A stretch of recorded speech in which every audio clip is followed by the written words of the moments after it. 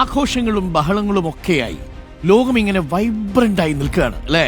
അപ്പോൾ അങ്ങോട്ട് ഉഷാറങ്ങോട്ട് മാറിയിട്ടില്ല പുതുവർഷത്തിൻ്റെ. പക്ഷെ ഇതിലൊന്നും താല്പര്യം കാണിക്കാതെ സ്വന്തം ഉള്ളിലെ ലോകത്ത് സമാധാനം കണ്ടെത്തുന്ന മനുഷ്യരും ഉണ്ടാകും നമുക്കിടയിൽ. എന്ത് പുതുവത്സരാഘോഷം, എന്ത് പാപ്പാഞ്ഞി അല്ലേ?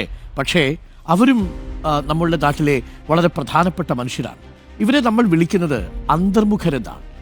അവർ ഉള്ളിൽ അവരോട് തന്നെ സംസാരിച്ചു കൊണ്ടിരിക്കുന്ന മനുഷ്യരാണ്. വേൾഡ് ഇൻട്രോവേർട്ട് ഡേ ആണെന്ന്, ലോക അന്തർമുഖ ദിനം. പലപ്പോഴും നമ്മുടെ സമൂഹം കരുതുന്നത് ഉച്ചത്തിൽ സംസാരിക്കുന്നവരും എപ്പോഴും ആൾക്കൂട്ടത്തിന് നടുവിൽ ഇടപെടുന്നവരും ഒക്കെയാണ് മിടുക്കർ എന്നാണ്. ഓർമ്മിക്കുക, ആഴക്കടൽ എപ്പോഴും ശാന്തമായിരിക്കും. ഉപരിതലത്തിലാണ് തിരമാലകൾ അലറുന്നത്.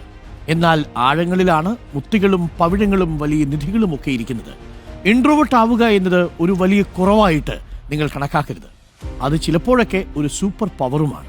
മറ്റുള്ളവർ കേൾക്കാത്ത കാര്യങ്ങൾ ശ്രദ്ധിക്കാനും ആഴത്തിൽ ചിന്തിക്കാനും ലോകത്തെ വ്യത്യസ്തമായ കണ്ണുകളിലൂടെ കാണാനും അങ്ങനെയുള്ള ചില മനുഷ്യർക്ക് സാധിക്കും. നിങ്ങൾ സംസാരിക്കാൻ മടിക്കുന്നു എന്നത് നിങ്ങൾക്കറിവില്ലാത്തതുകൊണ്ടാകണമെന്നില്ല. മറിച്ച് ഓരോ വാക്കും കൃത്യമായി ഉപയോഗിക്കണം എന്ന് നിർബന്ധമുള്ളത് കൊണ്ടാണ്. ലോകത്തെ മാറ്റിമറിച്ച Albert Einstein, Bill Gates, J K. Rowling, Warren Buffett എന്നിവരെല്ലാം അന്തർമുഖരായിരുന്നു എന്നാണ് രേഖപ്പെടുത്തിയിരിക്കുന്നത്.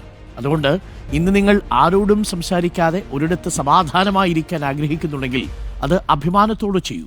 നിങ്ങൾ ഇൻട്രോവേർട്ടാണ് എന്ന് പലതവണ പഴിപറഞ്ഞ മനുഷ്യരുടെ മുൻപിലേക്ക് നിങ്ങൾ ഞാൻ നേരത്തെ പറഞ്ഞ പേരുകളെല്ലാം ഒന്നെടുത്തുപയോഗിച്ചുള്ളൂ. വാറൻ ബഫറ്റ് ആണെങ്കിലും ആൽബർട്ട് ഐൻസ്റ്റീൻ ആണെങ്കിലും ജെ.കെ. റൗളിംഗ് ആണെങ്കിലും അവരെല്ലാം എന്നെപ്പോലെ തന്നെയാണെന്ന് കരുതിയാൽ തീരാവുന്ന പ്രശ്നമേ ഉള്ളൂ.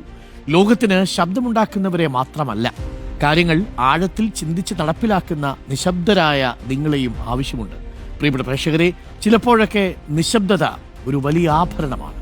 അത് നിങ്ങൾക്ക് ഗുണം ചെയ്യും, ഔഷധത്തെക്കാൾ വലിയ ഗുണം. അതുകൊണ്ട് എല്ലാ ലോകത്തെ ഇൻട്രോവേർട്ടുകളായിട്ടുള്ള പ്രിയപ്പെട്ട സുഹൃത്തുക്കളെയും ക്ഷണിക്കുന്നു. ഇന്ന് നിങ്ങളുടെ ദിവസം കൂടിയാണ്, അഥവാ നമ്മളുടെ ദിവസം കൂടിയാണ്.